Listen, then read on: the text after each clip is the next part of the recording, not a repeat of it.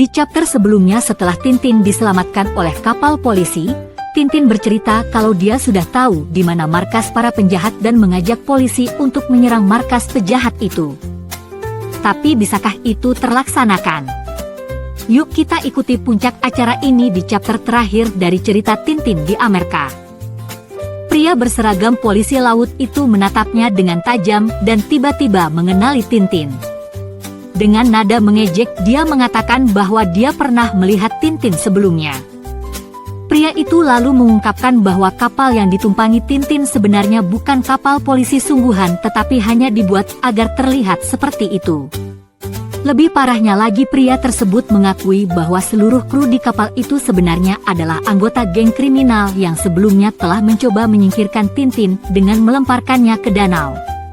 Mendengar kenyataan ini, Tintin tampak sangat terkejut. Mengetahui dirinya dalam jebakan, Tintin tidak tinggal diam. Dengan cepat ia menyerang salah satu anggota geng dan membuatnya pingsan dengan pukulan telak. Salah satu penjahat lainnya terkejut dengan kecepatan reaksi Tintin dan berusaha mengeluarkan pistol untuk menembaknya. Sementara itu Snowy tampak ikut bertindak dan membantu tuannya menghadapi ancaman yang ada di kapal tersebut. Snowy tampak panik dan meminta Tintin segera bertindak lebih cepat.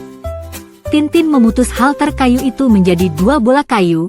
Dia menenangkan Snowy dengan mengatakan bahwa ia sudah berhasil memutuskan halter itu dan siap membantu. Akhirnya Tintin menggunakan halter yang tadinya menjerat kakinya sebagai senjata. Dengan kekuatan penuh ia mengayunkannya dan menjatuhkan salah satu musuhnya yang diserang Snowy. Namun, Tintin tetap waspada karena ia tahu bahwa masih ada banyak musuh lain yang harus dihadapinya. Snowy juga tampak siap membantu dengan menggigit dan menyerang siapa saja yang berniat mencelakai mereka. Di kejauhan beberapa anggota geng lainnya terlihat di atas kapal yang mendekati mereka dengan cepat. Para penjahat itu tampak bersenjata lengkap dan siap bertarung untuk menangkap Tintin kembali. Dalam kelompok tersebut ada pria yang memegang pistol di depan sementara yang lainnya membawa berbagai jenis senjata tajam dan pemukul. Mereka tampak bersiap untuk melakukan serangan besar terhadap Tintin dan Snowy. Namun Tintin tidak takut dengan kedatangan para bandit itu. Dengan penuh percaya diri ia bersiap untuk menghadapi mereka, memegang bola besi sebagai senjata. Snowy juga berada di sisinya menunjukkan tekad yang sama untuk melawan musuh-musuh mereka. Tintin siap bertarung dan memastikan bahwa dirinya tidak akan mudah ditangkap kembali.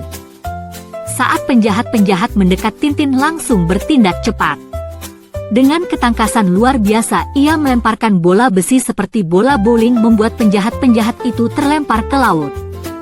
Serangan mendadaknya mengacaukan formasi musuh dan membuat mereka tidak siap menghadapi perlawanan sengit dari Tintin. Aksi heroiknya memberi mereka kesempatan untuk mengambil alih kendali situasi. Setelah berhasil mengalahkan para penjahat, Tintin masuk ke dek kemudi kapal. Ia memberikan pilihan kepada pengemudi kapal tersebut apakah akan membawa kapal ke pos polisi terdekat atau menghadapi serangan langsung darinya.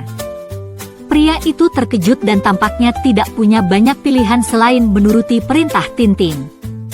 Tintin memperingatkan pria tersebut untuk tidak mencoba melakukan tindakan mencurigakan karena ia akan tetap mengawasi. Pengemudi itu bertanya apakah Tintin itu adalah Billy Bolivar. Dengan posisi yang sudah dikuasainya, Tintin memastikan bahwa semua berakhir sesuai dengan rencananya. Setelah pertempuran sengit itu, berita tentang petualangan Tintin tersebar luas. Seorang penyiar berita mengumumkan bahwa Tintin telah membantu polisi mengungkap markas besar sindikat gangster Chicago. Ratusan orang ditangkap dan banyak dokumen penting diamankan sebagai bukti untuk menangkap penjahat lainnya. Keberanian Tintin yang hampir kehilangan nyawanya beberapa kali akhirnya membuahkan hasil dan mendapat penghormatan dari masyarakat.